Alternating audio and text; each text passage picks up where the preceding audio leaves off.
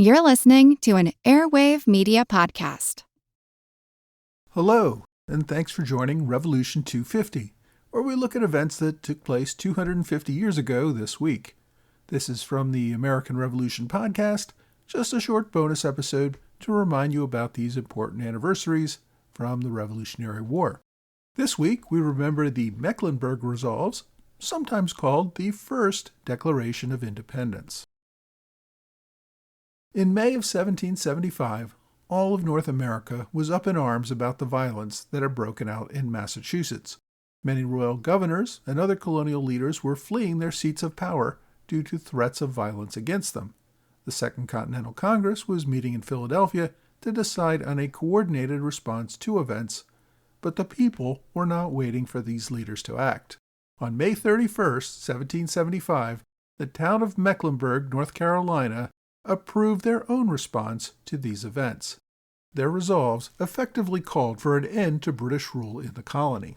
Among their resolves were the following, quote, that all commissioners, civil and military, heretofore granted by the Crown to be exercised in these colonies are null and void, and the constitution of each particular colony wholly suspended.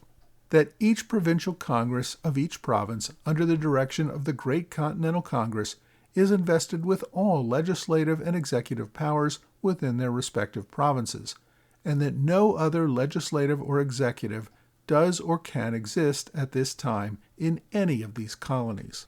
As all former laws are now suspended in this province, and the Congress have not yet provided others, we judge it necessary for the better preservation of good order to form certain rules and regulations for the internal government of this county, until laws shall be provided for us by Congress.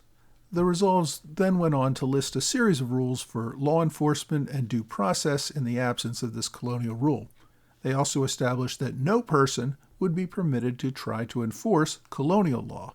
Number 16 said that whatever person shall hereafter receive a commission from the Crown or attempt to exercise any such commission heretofore received shall be deemed an enemy to his country, and upon information being made to the captain of the company where he resides, the said captain shall cause him to be apprehended and conveyed before the two selectmen of the said company, who upon proof of the fact shall commit him, the said offender, into safe custody, until the next settling of the convention, who shall deal with him as prudence may direct.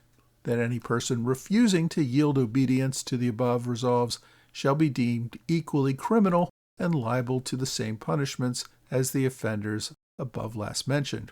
That these resolves shall be in full force and virtue until instructions from the General Congress of this province, regulating the jurisprudence of this province, shall provide otherwise, or legislative body of Great Britain resign its unjust and arbitrary pretensions with respect to America. And finally, to enforce all these resolves, they proposed to arm themselves and organize themselves militarily. That several militia companies in this country do provide themselves with proper arms and accoutrements and hold themselves in readiness to execute the commands and directions of the Provincial Congress and of this committee. That this committee do appoint Colonel Thomas Polk and Dr. Joseph Kennedy to purchase 300 pounds of powder, 600 pounds of lead, and 1,000 flint, and deposit the same in some safe place hereafter to be appointed by the committee. These resolves were similar to other resolves that were backed in other North Carolina towns and counties over the coming weeks. They were published throughout the state, and a messenger carried them to Philadelphia to present to the Continental Congress. There, however, the North Carolina delegation refused to present it to the whole Congress, believing that the delegates would find the idea too radical. It would take more than a year for the delegates in Congress to come to the same conclusion that the people of North Carolina had accepted in May 1775. I hope you've enjoyed this Revolution 250 moment. For more of the story, please check out episode 69 of the American Revolution Podcast.